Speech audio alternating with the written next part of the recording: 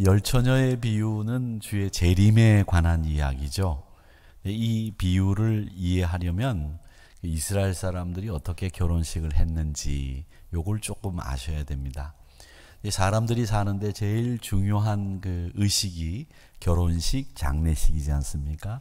그러니까 이 결혼식과 장례식을 어떻게 치르느냐 이걸 보면 그 사람들이 어떤 사고방식을 가지고 사는지 보여주고, 그 장례식과 결혼식은 그 사람들의 풍습, 또 전례, 또 그 사람들이 가지고 있는 가치관을 고스란히 보여주는 예시입니다.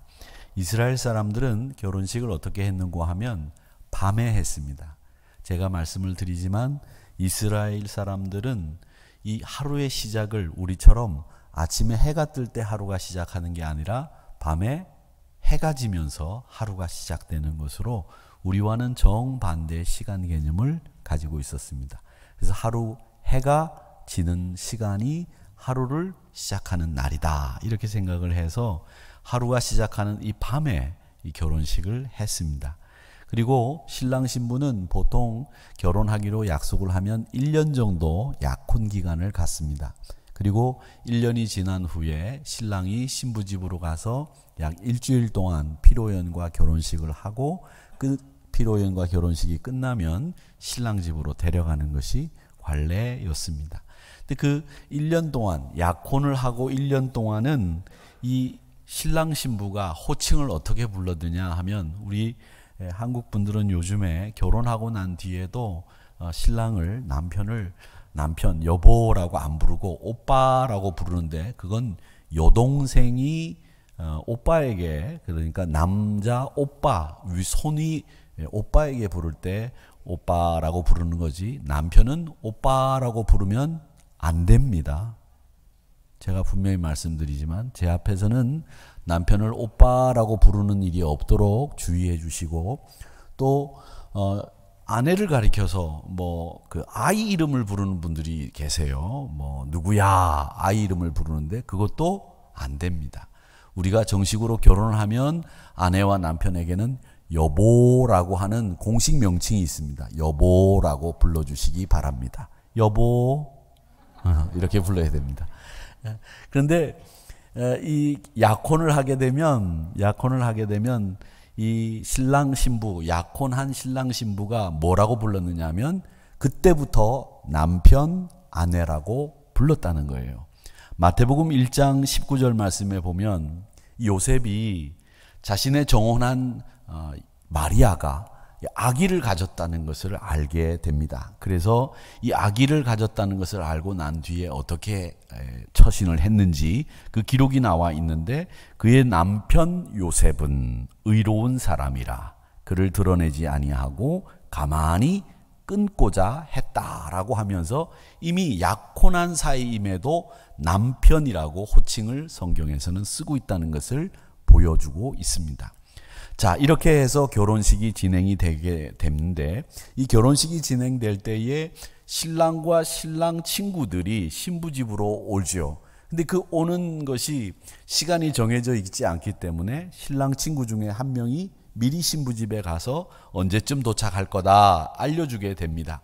그래서 그 알려주는 시간에 맞추어서 등도 기름도 또 결혼식을 잘 치룰 수 있는 준비를 하게 되는 거죠. 이때 신부 측에서도 들러리들이 신랑이 도착하기 전에 등불을 켜고 신랑이 잘 들어올 수 있도록 맞으러 나가는 일을 하게 되는 거죠. 오늘 이 본문에 나오는 열처녀는 그러니까 신랑 친구와 신랑이 올 때 마중을 나가서 등불을 켜서 신랑을 맞이하는 일을 하는 신부 친구들 혹은 들러리들이라고 불리울 수 있는 이 처녀들 10명에 관한 이야기입니다. 여러분들이 그렇게 아시면 되겠습니다. 근데 오늘 이 말씀에 보면 10명이나 되는 이 신부 들러리들이, 처녀들이 신랑을 맞을 준비를 하게 되는데, 신랑이 혹시라도 늦게 도착할까봐 그걸 대비해서 기름 준비를 했습니다. 그런데 기름이 충분치 않았습니다. 자기들은 준비가 다 됐다고 생각하고 의기양양하게 안심하고 깊이 잠들었습니다. 근데 달리 그 예상과는 달리 신랑이 늦게 친구들과 도착하는 바람에 5명의 신부들이 준비한 기름의 양이 부족해서 떨어졌고, 이에 당황한 5명의 처녀들이 기름을 구하러 나갔다가 돌아와 보니 문이 닫혔다. 이 이야기가 오늘 이야기입니다. 근데 오늘 이야기를 보면서 여러분 어떤 생각을 하고 계시는지 모르겠습니다만은 저는 이런 생각을 한번 해봤습니다. 저희는 이런 일들을 생활 속에서 많이 경험하게 되는데, 어떤 경우인가 제가 한번 설명을 해보겠습니다. 제 개인적인 이야기입니다만은, 제가 처음 개인용 컴퓨터가 나온 지 얼마 안 됐을 때 컴퓨터를 구입했습니다. 처음에는 그 리포트를 쓸 때 타자기를 쓰다가 타자기 다음에 워드 프로세서라는 게 나왔다가요, 그 워드 프로세서가 나오고 난 뒤 얼마 안 돼서 이 개인용 컴퓨터가 나왔는데, 하드디스크가 없는 XT 컴퓨터가 나왔습니다. 그때 그 브랜드 이름도 아직도 제가 기억하고 있는데, 갑을 컴퓨터라고 하는 컴퓨터가 나왔어요. 그래가지고 제가 그걸 하나 사가지고 이제 공부를 하겠다고, 논문도 써야 되고 대학원 공부도 해야 되니까 꼭 필요해서 이걸 하나 샀습니다. 그동안 쓰던 기기하고는 완전히 달랐어요. 세상을 다 가진 기분이었습니다. 컴퓨터가 돌아가는 소리가 지직게 들리는데 얼마나 멋있게 들리는지, 컴퓨터를 쳐다보고 있으면 이 세상에서 가장 진보된 문명의 이기를 내가 작동시킨다는 생각에 들뜬 마음으로 이 논문을 쓰기 시작을 했는데, 이미 박사학위 논문은 다 완성된 것 같은 기분이에요. 그것만 쳐다보고 있으면. 그런데 그건 착각이었습니다. 컴퓨터를 운영하는 것 익히는 데만 굉장히 많이 시간이 소요됐고, 컴퓨터를 사는 것보다 몇 배나 힘들었습니다. 지금처럼 마우스로만 이렇게 쫙쫙 하는 게 아니라, 이 컴퓨터를 작동시키려면 뭐를 해야 되느냐면 명령 언어를 써넣어야 됐습니다. 만약에 C 드라이브를 포맷한다 그러면 영어로 포맷을 치고 땡땡 치고 슬러시 치고 포맷하는 대상을 싹 써넣어야, 엔터를 쳐야 이 포맷이 되지, 그냥 우리처럼 클릭 한번 해가지고 포맷이 되는 게 아니었습니다. 그러니까 이 컴퓨터를 익히는 것 자체가 사는 것보다 몇 배나 더 힘들었고, 또 익히고 나서 논문을 쓰려고 하니까 그거 익히는 것보다 논문 쓰는 게 더 몇 배나 힘들었습니다. 처음에는 컴퓨터를 사는 것으로 해서 다 끝나는 줄 알고 논문도 완성되고 학위도 이미 받은 것처럼 생각했지만은 그게 아니었다는 거죠. 여러분, 등을 준비한다고 모든 것이 끝났다고 생각하는 것이 착각이었다는 말씀을 드리기 위해서 제 경우를 말씀드렸습니다. 교회를 다니고 직분을 받았다고 다 끝나는 게 아닙니다. 저희들이 이제 9일날 3월 6일날 임직식을 하게 되는데, 임직을 받는 분도 그렇고 또 임직을 이미 받으신 분들도 그렇고, 저희들이 직분 받았다고 다 끝나는 게 아니라는 겁니다.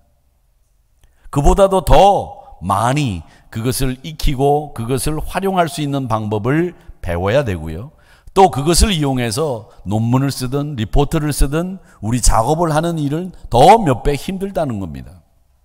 조금만 깊이 생각해 보면 우리가 그것을 사놓고 흡족해 하던 그 시간이 얼마나 무의미한 시간이었고 얼마나 착각 속에 빠져 있었던 시간이었는지는 아는데, 그렇게 오랜 시간이 걸리지 않습니다.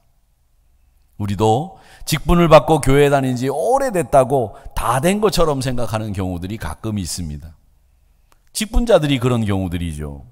그런데 성경은 그런 분들에게 하시는 말씀이 있습니다. 갈라디아서 6장 3절에 보면, 만일 누가 아무것도 되지 못하고 된 줄로 생각하면 스스로 속임이라. 네가 다 됐다고 생각하는 거 다 되지도 않았는데 그렇게 생각하면 그거 너를 속이는 거야. 이렇게 말씀하고 있습니다. 여러분, 우리가 어떤 사람입니까? 남에게 그 드러난 실수를 보고 잘못할 일들을 보면서 용서할 정도로 이해력이 있는 사람도 아니고, 또 그렇게 우리가 고상한 존재도 아닙니다.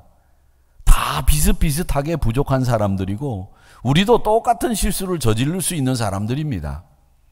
그렇기 때문에 우리 스스로를 마치 대단한 존재인 것처럼 자기를 속이지 마시고요. 또 제가 지난주에 말씀드린 것처럼 사람 앞에 보이려고 하는 신앙의 허영에 사로잡히지 마셔야 됩니다. 허영은 사람 앞에 보이기 위한 우리의 모습이라고 말씀드렸죠. 그런데 아이러니컬하게도 신앙생활 오래 하면 할수록 겸손이 아니라 이 허영에 사로잡힐 수 있고요, 허영이라고 하는 늪 속에 빠져서 허우적거릴 때가 너무나 많다는 겁니다. 여러분, 된 게 아닙니다. 아직도 가야 될 길이 먼니다.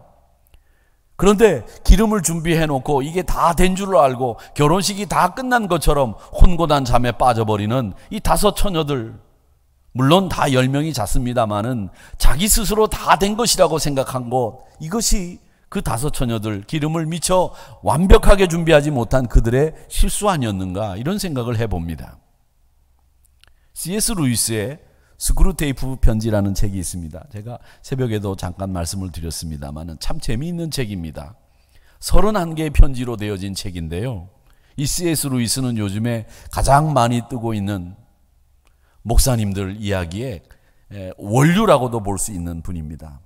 근데 이분이 나니아 연대기라고 하는 글을 써서 영화로도 돼서 굉장히 베스트셀러가 됐고요, 영화도 굉장히 공전의 히트를 쳤는데, 이 책 내용은 뭐냐면, 스크루테이프라고 하는 이 편지의 내용은 대장 악마가 부하 악마에게 보내는 편지입니다. 한마디로 얘기하면 스크루테이프라고 하는 대장 악마가 워무드라고 하는 부하 악마에게 31개의 편지를 보내는데, 그 편지의 내용이 뭐냐, 예수님에게서 거기서는 환자라고 불리우는 신자들을 떨어뜨려서 지옥 가게 만드는 방법을 알려주는 거죠. 그게 31개 편지 속에 담겨져 있습니다. 근데 그 편지 내용 가운데 어떤 내용이 있느냐면, 그리스도 예수에게서 환자인 이 신자들을 떼어놓기 위해서 악마가 하는 일을 소개하고 있는데, 그 중에 하나가 뭐냐, 예수님 바라보지 않고 이 시선을 자기에게로 돌려버리라고 하는 것이 거기에 등장합니다. 자기 마음속만 계속 들여다보게 하고, 자기만 자꾸 들여다봐서 자기 위주로 생각하게 만들고 자기만 보게 하는 이 일이 그리스도에게서 우리를 떨어뜨리게 하는 방법이다라고 워무드라고 하는 부하 악마에게 그렇게 쏟고 있습니다.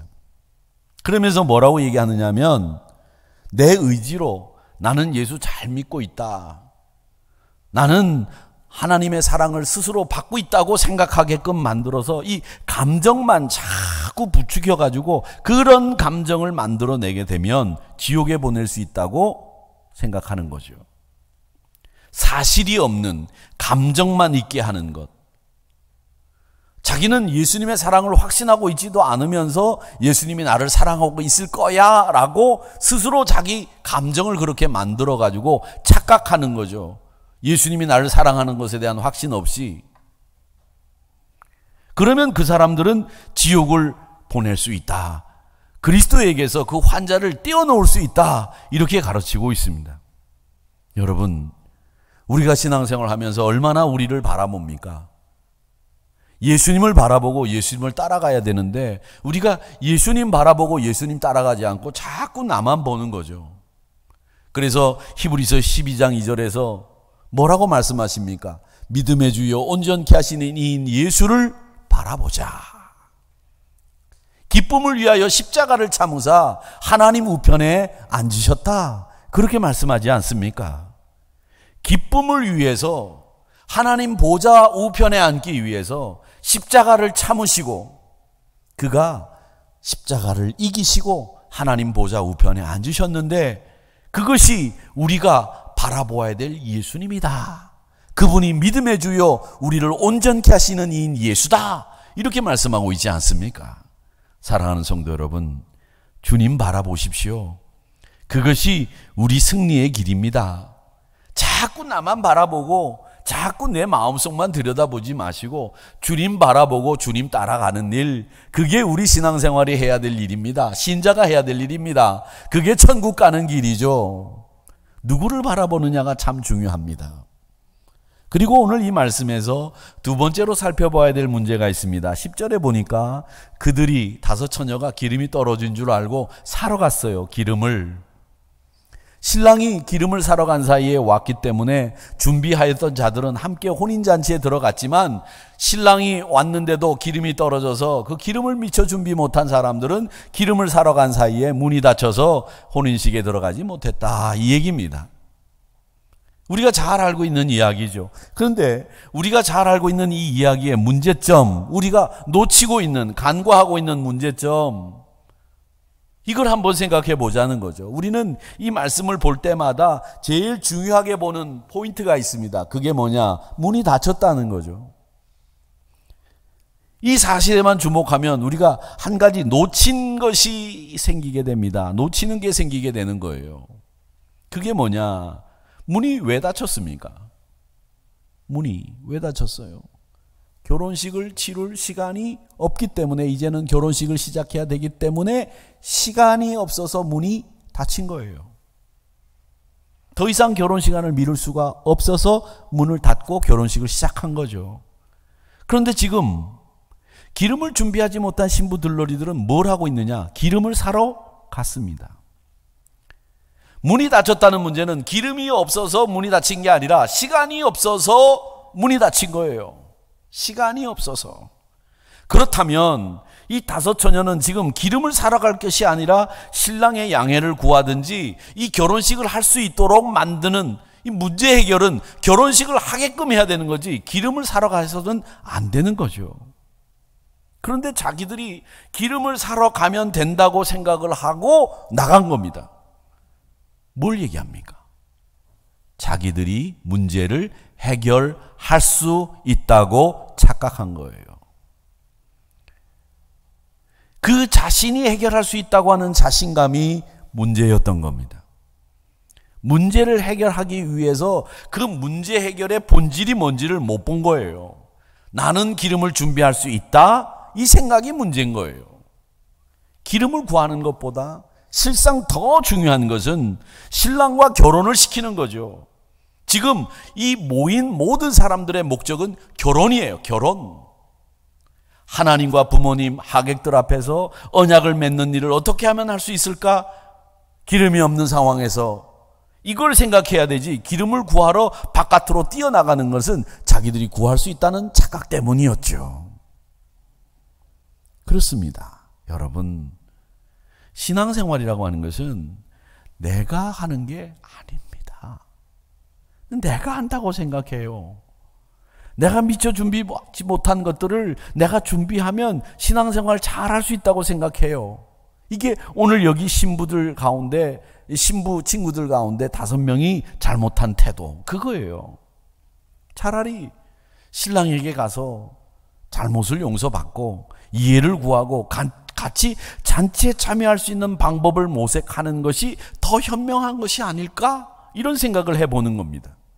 즉, 우리가 내 스스로 문제를 해결할 수 있다고 하는 자신감에 빠져 있으면 이런 실수를 저지르는 거예요.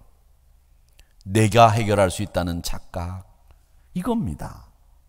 여러분, 저는 오늘 여기 말씀에서 우리가 생각해 봐야 될 말씀하는 곳이 있다고 생각하는데, 마가복음 8장 34절에 보면 주님이 제자들에게 하신 말씀이죠. 너희들이 제자가 되려면 어떻게 해야 되느냐? 너희들이 제자가 되려면 자기를 부인하고 자기 십자가를 지고 나를 따라와야 된다 그랬어요. 근데 우리는 나라고 하는 존재를 자꾸 부인하는 것을 어려워해요. 힘들어해요. 내 존재를 자꾸 인정받고 싶어 한단 말이죠. 그런데 제자들은 자기 존재 자체를 부인해라, 이렇게 말씀하셨거든요. 이걸 우리가 인정하지 않으면 이 5명에 10명이 다 잤지만 이 처녀들처럼 혼곤한 잠에 빠져들 수 있습니다. 다 된 것처럼 착각하고 기름을 충분히 준비하지 못할 수 있다는 거죠. 그렇기 때문에 우리는 잘 생각하셔야 됩니다. 내가 해결할 수 있는 능력의 사람이다? 아닙니다. 신랑이신 그리스도 예수와 합력하는 방법을 모색해야 됩니다. 주님과 동행해야 됩니다. 그렇지 않으면 우리는 문이 닫혀버리는 꼴을 당하게 되는 거죠. 우리 보십시오. 우리도 혼곤한 영혼의 잠을 잘 때가 얼마나 많이 있습니까? 내가 해결할 수 있는 능력이 있다고 얼마나 많은 착각을 합니까? 이웃을 향해서 눈을 부라리고 콧대를 높이고 어깨에 힘주고 사람 무시하고 형제 자매들이 조금만 잘못해도 용서하지 않으려고 하고 자기 마음에 안 들면 얼굴 낯색 싹 변하고, 이거 우리가 혼곤한 영혼의 잠에 빠져 있기 때문에 생기는 현상들이죠. 언제 예수 믿는 사람들이 자기 마음에 안 든다고 얼굴색 바꾸라는 말씀이 성경 어디에 있습니까? 잘못한 사람을 향해서 무시하라는 말씀이 성경 어디에 있습니까? 없습니다. 아무리 찾아봐도. 그런데 우리는 우리가 이해하지 못한다고 그 사람을 향해서 얼굴색을 변하게 하고 그 사람을 무시하고 폄하하고 우리 영혼을 완악하게 만들어가는 거죠. 그게 나와 무슨 큰 상관이 있는 것처럼 그렇게 생각하면서 내 영혼을 스스로 갉아먹고 있는 거죠. 그런 일들이 참으로 많이 있습니다. 여러분, 다 된 줄로 착각하지 마십시오. 아직도 우리는 멀었습니다. 우리가 가야 될 길은 정말 험하고 어렵습니다. 나를 부인하는 게 쉬우냐? 쉽지 않습니다. 너무 어렵습니다. 그렇게 우리가 우리의 모습을 인정하고 빠르게 변해가는 세상 속에서 적응하다 보니까, 열심히 살아가다 보니까, 내가 내 힘으로 어떻게든지 해내려고 노력하다 보니까 이런 문제들이 신앙까지 번져 들어가고 오염이 된 거죠. 그런데 여러분, 이 오염되어 있는 나를 한번 보세요. 내가 얼마나 지금까지 잘못해오고 있었는지. 내가 하려고 하면은 숨이 턱에 차오릅니다. 내가 하려고 하다가 보니까 다른 사람들을 위한 공간이 내 마음속에서 점점 줄어들죠. 내가 하려고 하다 보니까, 이기려고 하다 보니까, 내가 살아보려고 하니까 점점 더 내 감정은 거칠어져 가죠. 온유한 것은 다 어디로 갔는지. 그래서 감정은 거칠어졌죠. 다른 사람들을 이해하고 배려하는 공간은 줄어들었죠. 힘이 들어서 숨이 턱에 턱턱 차오르죠. 이게 지금 우리의 모습입니다. 이때 일어나는 일들이 뭐가 일어나느냐? 하나님에 대한 망각이 일어나는 거예요. 분명히 입술로는 하나님 사랑합니다, 찬송 부르고 은혜 받고 참회 기도하고 용서받았다고는 하나, 세상에 나가면 하나님과 동행하는 것이 목사가 맨날 얘기하기를 그게 가장 큰 축복이라고 얘기하지만 실제는 하나님을 잊고 사는 거죠. 그러니 우리 영혼은 기름을 준비하지 못한 다섯 처녀처럼 혼건한 잠에 자꾸 빠져들어가는 거예요. 그러면서 내가 할 수 있다는 착각에서 헤어나오지를 못하면서 오늘 이 말씀을 읽어도 우리가 이 말씀이 우리에게 주는 교훈이 뭔지를 못 찾아내는 거예요. 사랑하는 성도 여러분, 착각하지 마십시오. 내가 할 수 있는 일은 아무도 없습니다. 나는 그렇게 온유한 사람이 아닙니다. 나는 남을 향해서 이해력이 그렇게 폭넓은 사람이 아니에요. 내 감정이 모세처럼 온유한 사람이 아니에요. 아주 거칠어요. 그런데 우리가 지금 다 된 줄로 알고 착각하고서는, 기름을 충분히 준비한 것처럼 착각하고서는 지금 혼곤한 잠에 빠져 있다는 거죠. 열처녀의 비유는 주의 재림에 대한 이야기라고 말씀을 드렸습니다. 이 재림은 우리 기독교 대한성결교회 사중복음 전도 표제입니다. 중생, 성결, 신유, 재림. 재림은 우리 주님이 다시 오신다는 말인데, 이 말은 뭐냐면 우리에게 끝이 있다는 말이에요. 끝이 있다. 그리고 주님이 다시 오신다는 말을 우리가 믿고 있는 것은 우리가 기독교적인 역사 가치관, 역사관을 가지고 있다는 말입니다. 기독교의 역사는 닫혀있는 끝이 있는 역사입니다. 시작이 있고 문이 닫히는 끝이 있는 시간이 기독교의 시간관이에요. 근데 요즘에 보면 드라마나 매체나 글에서 사람들이 마치 다음 인생이 우리에게 약속되어 있는 것처럼 그렇게 얘기하는데, 그것은 불교의 시간관이에요. 윤회관. 우리는 윤회가 아닙니다. 우리의 주어진 인생은 한 번입니다. 짧습니다. 세월이 쏜 화살같이 날아가서 70이고 강건하면 80입니다. 주님 재림하실 때가 있어서 끝이 있는 시간을 우리가 향해서 지금 가고 있는 거예요. 그 기독교의 역사는 끝이 있는데, 그 끝에는 뭐가 있느냐? 심판이 있고 죽음과 생명을 가르는 하나님의 판단이 있습니다. 그런 일에 대해서 의심을 했던 데살로니가 교인들을 향해서 바울 사도가 편지를 썼죠. 그 편지를 쓰면서 뭐라고 얘기했느냐? 여러분, 주님이 오시기 전에 미리 죽은 사람도 주님이 오시는 그날 그 영광에 참여하게 됩니다. 그러니 여러분, 그리스도 안에서 죽은 자들은 그리스도가 다시 오시는 날 그 영광에 참여하게 되니 염려하지 마시고 재림의 주를 기다리시는 확고한 신앙 위에 서세요. 그 얘기를 데살로니가 전서에서 하고 있는 겁니다. 시간과 공간을 초월해서 그리스도 안에서 우리가 다시 산다, 이 얘기를 데살로니가서에서 말씀하시고 있는 겁니다. 당시 이교 세계는 죽음은 다 모든 것이 끝나는 걸로 봤어요. 그래서 그 사람들을 바울 사도는 뭐라고 불렀느냐면 소망이 없는 다른 이라고 불렀습니다. 소망이 없는 다른 사람, 주의 재림과 부활을 믿지 못하는 사람, 그런 사람들이 예수 안 믿는 사람들 가운데 너무나 많다는 거죠.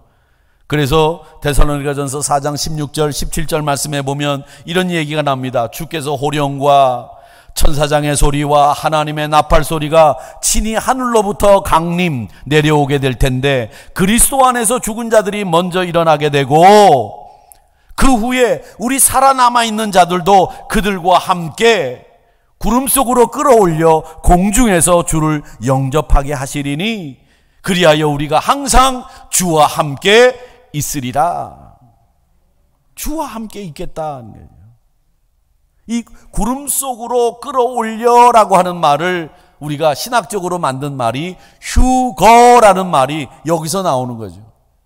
휴거라는 말은 성경에 나오는 단어는 아닙니다만은 이 말씀을 근거로 끌어올린다, 휴거, 이런 말이 나오는 거예요. 여러분, 우리는 끝을 알고 끝을 믿고 끝을 향해서 달려가는 사람입니다.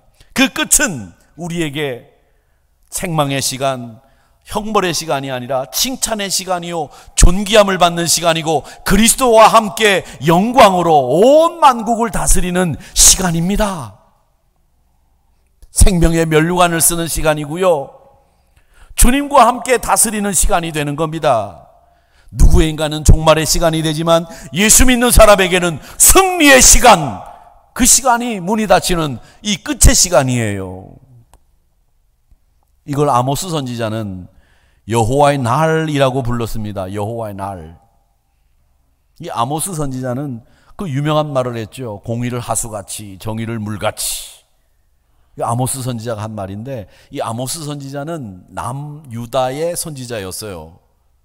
이 남유다의 선지자였는데 이 북쪽 이스라엘을 향해서 말씀을 예언하던 이 사람 선지자였습니다. 근데 이때가 언제였느냐면 남유다의 우시아 왕 때에 예언을 했거든요. 근데 이 우시아 왕이 남유다에서는 솔로몬 이후에 가장 나라가 번성하던 때였어요. 그때 이 아모스 선지자가 하나님의 말씀을 정의를 물같이 공의를 하수같이 이렇게 얘기를 했는데 그 여호와의 날을 위해서 우리가 여호와의 날이 되기를 위해서 애를 써야 된다. 그래서 물같이 정의를 흘려보내야 되고 하수같이 공의로운 세상이 되도록 해야 된다. 이렇게 얘기를 하면서 아주 여호와의 날에 일어날 일을 아주 재미있게 묘사한 말씀이 있습니다. 그 말씀이 뭐냐면 아모스 5장 19절의 말씀이에요. 그 5장 19절의 말씀이 아주 재밌다고 하는 것은 여호와의 날에 이런 일들이 일어난다는 거죠. 여호와의 날에 어떤 일이 일어나는지 보십시오. 마치 사람이 사자를 피하다가 곰을 만나거나 혹은 집에 들어가서 벽에 손을 대었다가 뱀에 물림 같도다. 이게 마지막 날 현상이라는 거예요. 사자를 피해가지고 휴 살았다 그랬더니 그 앞에 곰이 딱 기다리고 있는 거죠. 야, 이제 피했구나. 이제는 안심하고 잠자야 되겠다. 그리고 집에 들어가서 탁 누웠더니 거기에 뱀이 우글우글한 거죠. 여러분 어떻습니까? 이 아모스 선지자의 비유가 굉장히 실감나고 아주 적절한 비유 아니겠습니까? 이게 여호와의 날, 마지막 문이 닫히는 날, 끝이 있는 그날의 모습이라는 거죠. 따라서 이 여호와의 날은 20절 말씀에 보면 아모스 5장 20절에 여호와의 날은 빛이 없는 어둠이 아니며 빛남 없는 캄캄함이 아니냐 이렇게 이야기합니다. 근데 이런 이야기가 왜 나왔는 줄 아십니까? 이런 이야기가 나온 이유는 북이스라엘이 하나님 앞에 드리는 제사를 자기의 도구로 삼았기 때문이에요. 이 예배라고 하는 것, 제사라고 하는 것은 하나님 앞에 영광을 돌리고 하나님의 이름만 높이는 것이지 않습니까? 그런데 이걸 자기들이 도구로 삼은 거예요.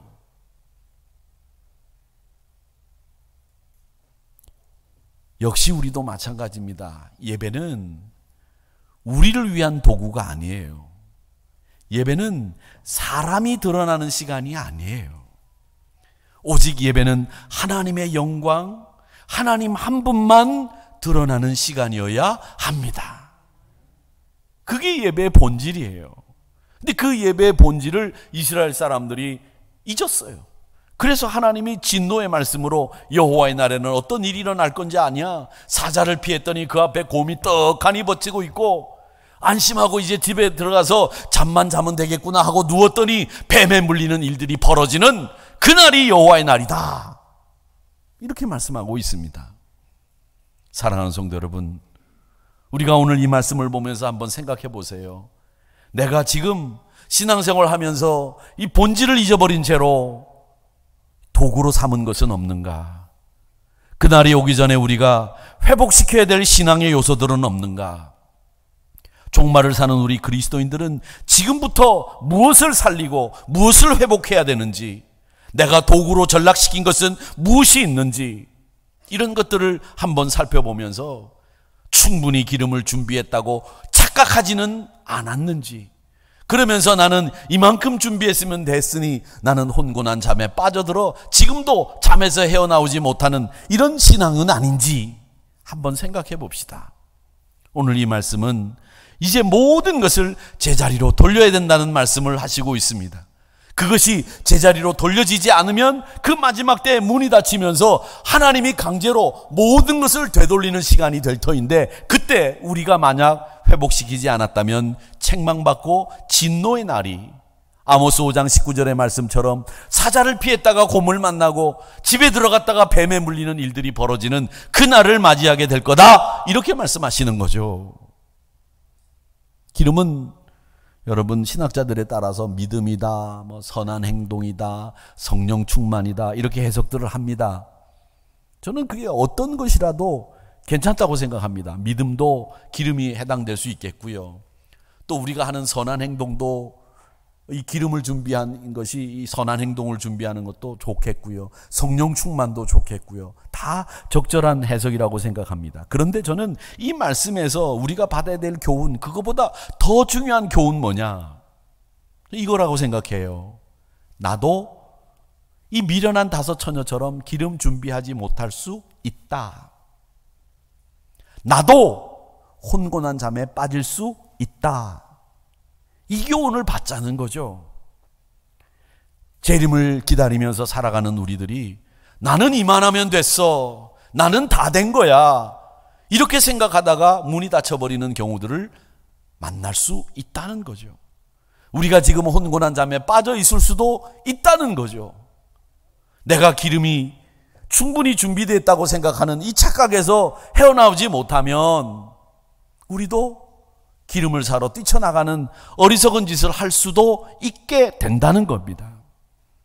그러니까 여러분, 내가 준비한 자가 되는지 준비하지 못한 자가 되는지, 정말 중요한 것은 내가 그럴 수 있다라고 하는 것. 혼곤한 잠에 빠질 수 있습니다.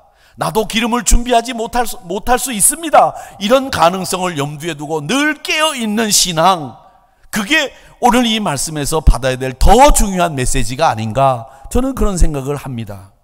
사랑하는 성도 여러분, 준비 못해서 혼곤한 잠에 빠져서 닫힌 문 앞에서 황망하게 서 있는 낭패를 당한 성도가 되지 않아야 되겠습니다.